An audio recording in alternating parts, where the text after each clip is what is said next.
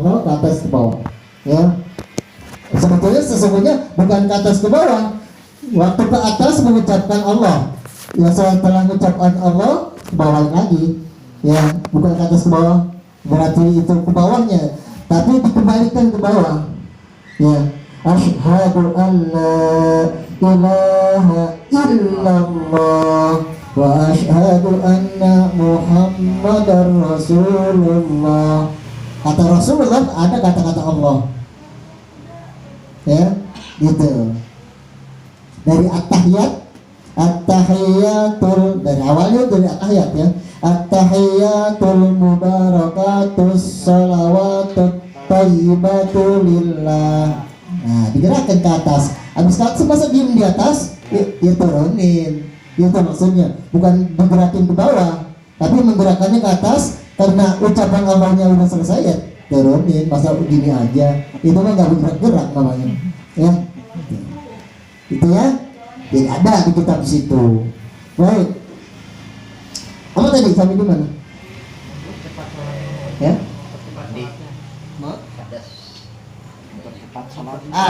Ibnu Abbas mempercepat sholatnya tuh. Mempercepat sholatnya. Maklum udah faktor U kan begitu. Ya, udah faktor U, udah banyak lupanya. Jadi dipercepat sholatnya. Assalamualaikum. Lantas ngomong sama temennya. Siapa orang tadi? Orang tuh. Itu nanyain apa? Nanyain gini.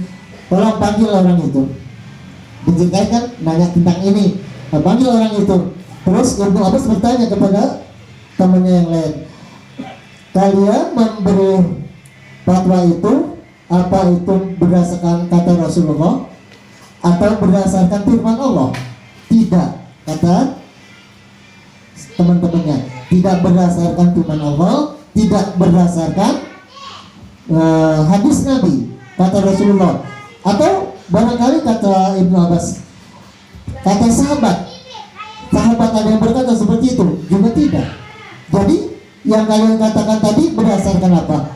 Itu berdasarkan pemikiran saya, pemikiran kami, hasil pemikiran kami, gitu.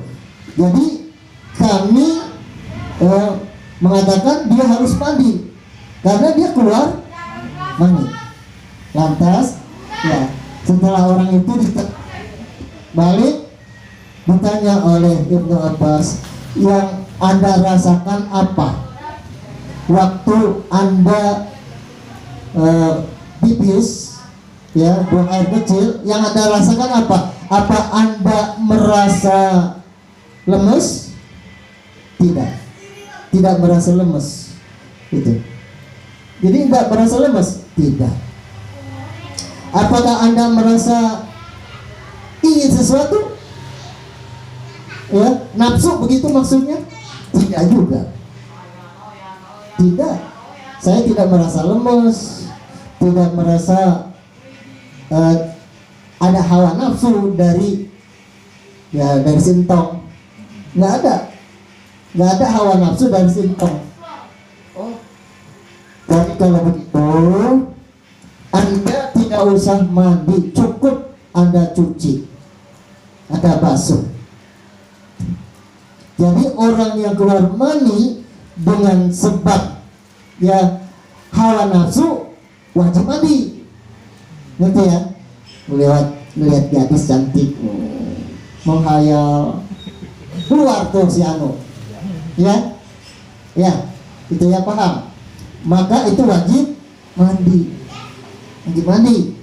Tapi kalau keluarnya seperti tadi, nggak ada rasa lemes. Biasanya kalau orang habis keluar itu tuh keluar mani itu terasa lemes ya.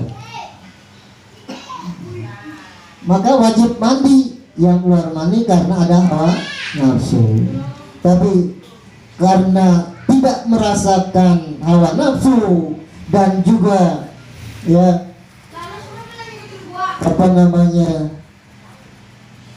si orang tadi ya tidak merasa lemes, hawa nafsu juga tidak, lemes juga tidak. Dia kata Ibnu Abbas, Anda ya cuma karena dingin saja jadi keluar itu. Sama seperti kita habis bekerja berat, ya bekerja berat itu kadang keluar sendiri, padahal nggak lagi ingat ke sana, paham ya? Nah, keluar itu mani tanpa sengaja, tanpa ada hawa nafsu itu keluar. Kita lihat keluar putih habis bekerja berat, nah itu tidak wajib mandi. Ya, tadi teman-temannya itu temannya Ibnu Abbas karena berdasarkan pikiran.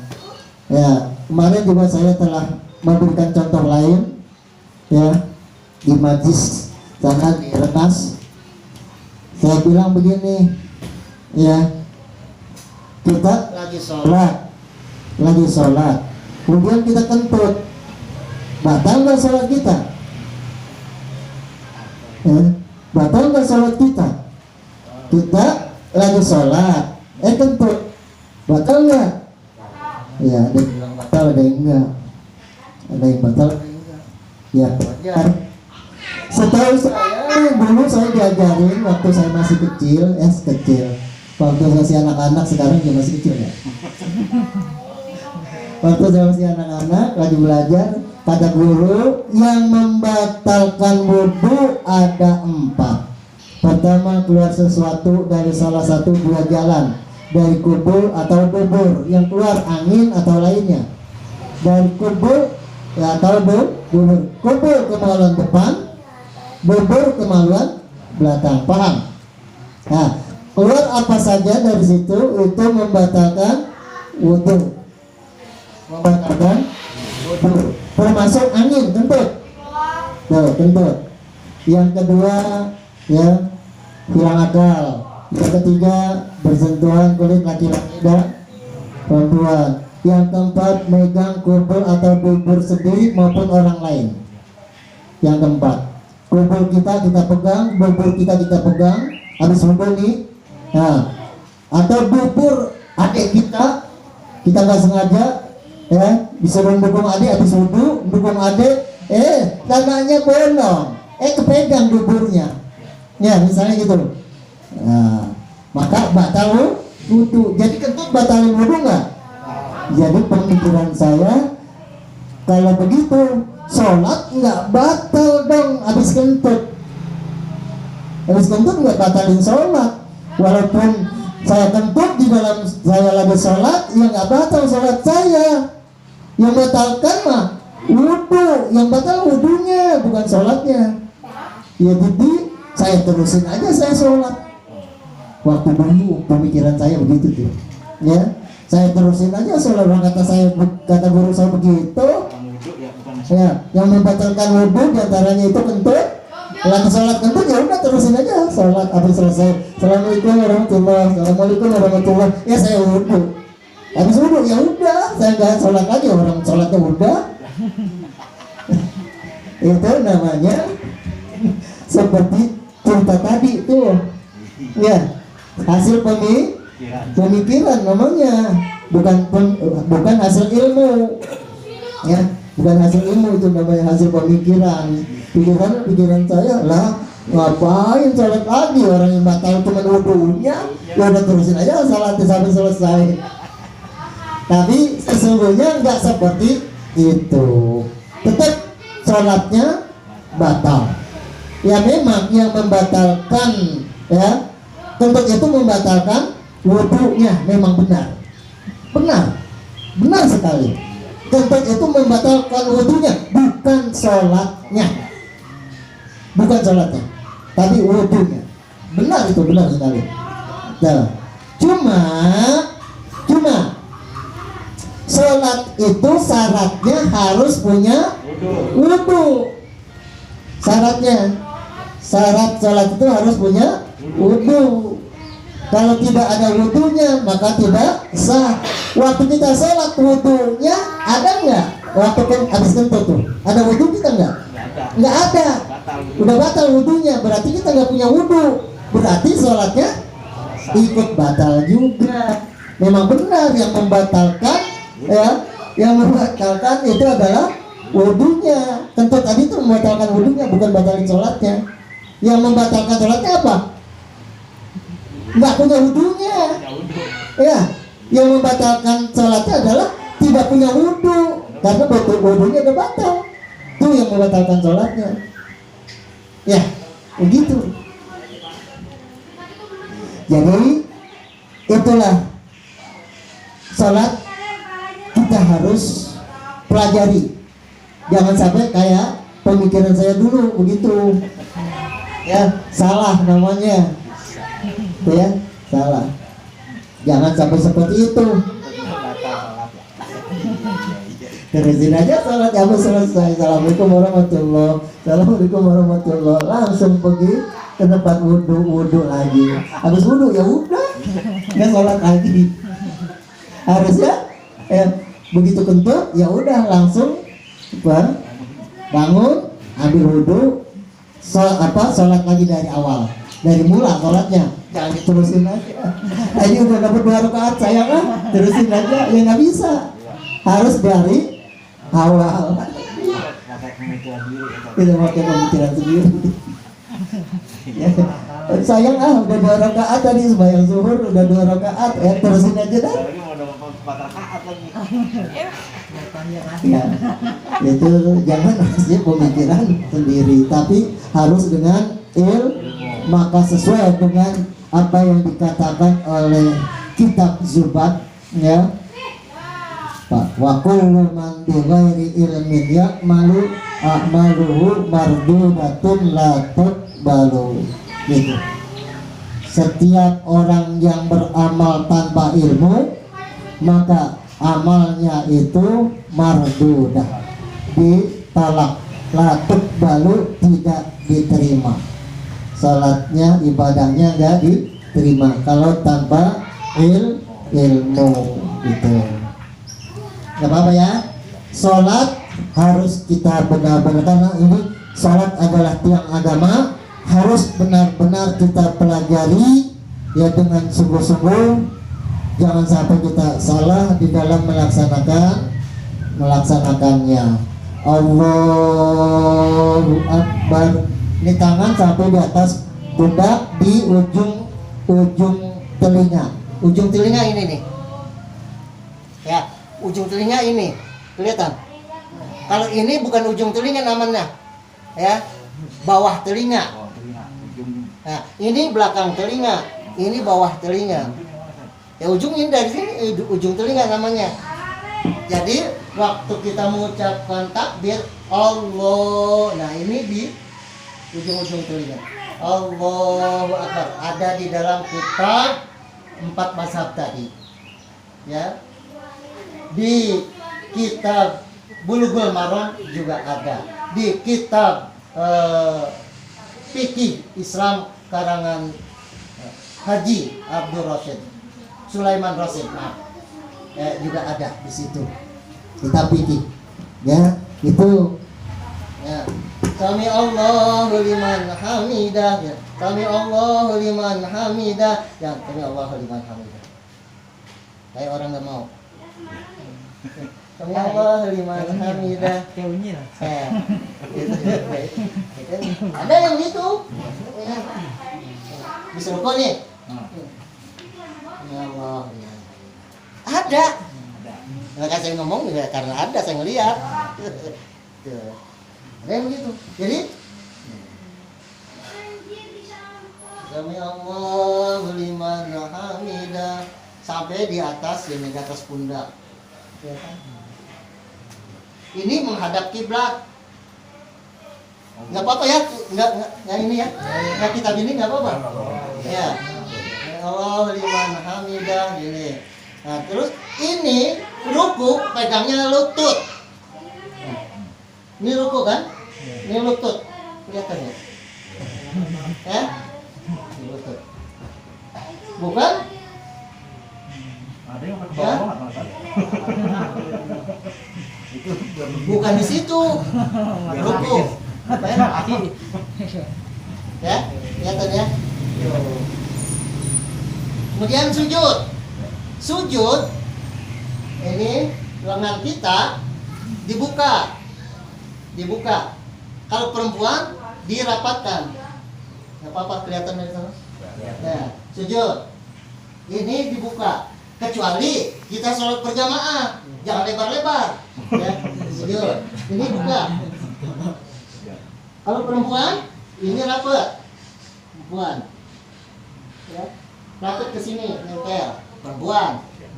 Terus di dalam kitab itu juga dikatakan jangan sujud seperti binatang buas. Ya, sujudnya seperti binatang buas. Jangan. Ngerti? Lengannya jangan seperti binatang buas. Nempel. Binatang buas kan gitu kalau lagi istirahat. Lihat itu harimau atau singa. Ininya nempel. Nah, itu jangan kayak gitu. Begini. Ya. Nempel. Ininya nempel. Nggak boleh. Tuh. Sujud. Ya. Begitu. Ada tuntunannya yang saya terangin ini ada di kitabnya ya, ada kitabnya. Itu. Jangan nempel. Coba binatang lain, kambing kan nggak begini. Ya, tapi harimau, ya, kemudian apa itu namanya? Singa, begini dia kalau lagi istirahat. Ya, ini nggak nempel. Ya. Sujud itu ada 7 anggota yang harus nempel di tempat kita sujud, sejadah. Ya, ini muka termasuk hidung nempel. Kemudian 2 telapak tangan, lutut, kemudian jari-jari kaki nempel menghadap kiblat, jari kakinya, ya, menghadap kiblat. Ngerti? Hadap kiblat. Kelihatan? Ya, waktu kita sujud, nah ini jari kakinya begini. Ya. Ya. Ini jadi berapa? 1, 2, 3, 7. Ada 7 anggota. Muka termasuk hidung. Jangan cuma jidatnya nempel di sejadah. Ya. Jangan begini. Kelihatan? Hidungnya nggak nempel. Ya. Bisa jadi sininya pada hitam. Karena juga jidatnya doang yang nempelin. Busa. Itu ada ya di kitab yang saya bacakan tadi ya, baik Bulughul Maram, kemudian kitab Sholat 4 Mazhab. Itu sering saya mengeluarkan hadis maupun apa tuh ilmu itu yang saya berikan ke WA itu, saya beri keterangannya kitab apa coba diperhatiin itu. Ada di situ, nanti kamu mau dicari. Gitu ya. Itu tentang sholat. Jadi betul-betul kita harus perhatikan itu, sebab nanti sholat kita kurang sempurna. Ya. Sujud ruku, tulang punggung ya harus rata. Kecuali ada sesuatu hal, misalnya karena tidak bisa menekuk jarinya, jari kakinya tidak bisa ditekuk, ya itu namanya ada suatu hal, uzur. Ya, gitu ya. aku botek. Ada. Oh, saya kemarin itu, ya, nggak bisa ditekuk, nggak bisa ditekuk ini, karena ada uzur. Apalagi dalam sholat itu yang harus kita perhatikan, ya seperti itu. Bagi perempuan harus nempel ke sini, ya, jadi nutup. Kalau bagi perempuan waktu sujud itu, kalau laki-laki ya diangkat, tapi jangan terlalu renggang. Nanti kalau sholat jamaah ya adat-adatnya aja. Kalau terlalu renggang nanti teman kita yang di samping kiri kanan terganggu, mengganggu. Ntar main lebar-lebaran. Adat-adatnya. Jadi yang sebelahnya gak mau ngalah juga. Jadi juga jangan terlalu dibuka, jangan terlalu dibuka, ya. Jadi sebaik-baik urusan adalah pertengahan, ya. Khairul umur awsatuha. Sebaik-baik segala macam urusan adalah awsatuha, di tengah-tengahnya, ala kadarnya, sedang-sedang aja, sedang-sedang saja.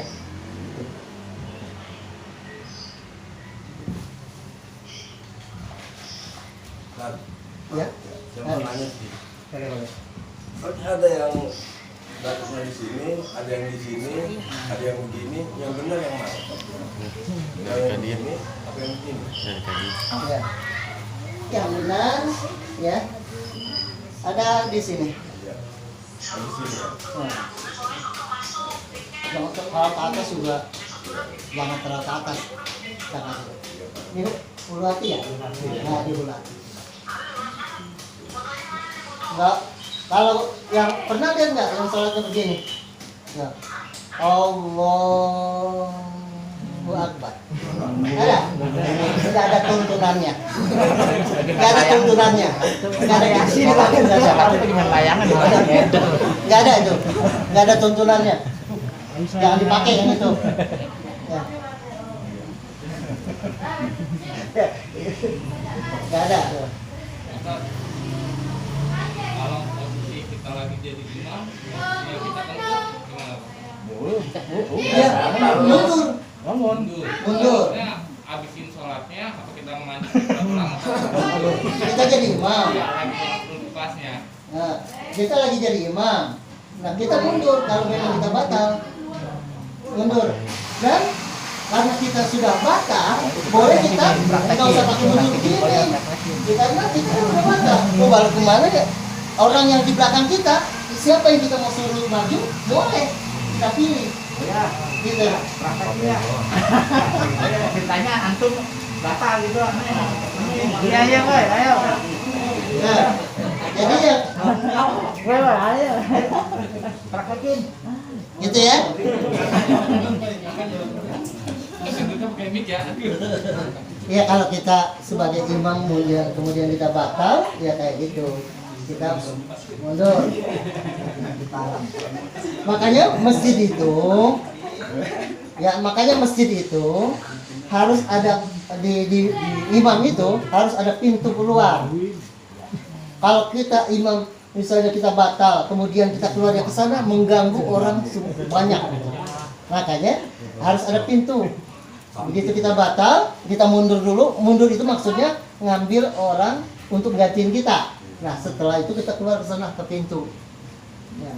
Kalau di dekat apa itu dekat imam itu harus ada pintu kiri ataupun kanan supaya kita bisa keluar. Imam itu harus seperti itu. Masjid harus seperti itu. Apa? Praktekin. Ya, ya. Praktekin ayo. Yuk, tanya antum kentut gitu. Iya, jangan bilang jadi. Jangan bilang. Ayo praktekin. Ya udah paham lah. Ya jangan juga seperti itu tuh. Ya kalau seperti itu harusnya tuh kemarin yang saya kirim itu sholat jenazah. Iya. Ya. Itu imam kok sholat jenazah pakai ruku segala. Imamnya. Dia mau sujud tangan. Nah sekarang kalau seperti itu, ya emang sah-sah saja sih sholat jenazah berdiri juga boleh. Cuma artinya kalau seperti itu jamaahnya gugur itu, ya kan? Nah itu atau usolli ya apa untuk mayit laki-laki atau perempuan kan gitu. Usolli ala kalau laki-laki ala hazal usolli ala hazal mayiti, jangan mayiti ya, jangan mayiti, maiti. Usolli ala hazal mayiti, kalau mayiti itu orang yang di sakarat, mayit masih hidup nggak di sakarat itu mayit. Tapi kalau mayiti itu mayit artinya. Usolli ala hazal mayiti arba'at takbiratin fardal kifayati. Kalau kita jadi imaman jadi makmum. Nah itu kemarin yang saya kirim itu lagi jamaah kan, berjamaah kan sholatnya. Nah sedangkan imamnya sholat seperti itu kan udah rusak. makmumnya sholat sendiri akhirnya munfarid, bukan lagi jamaah itu, sholat sendiri akhirnya. Kecuali imamnya salah, ada yang maju satu jadi imam gantiin dia, yang itu tendang. Itu tendang. Pas sholat jenazah pakai ruku, mungkin kalau ada sejadahnya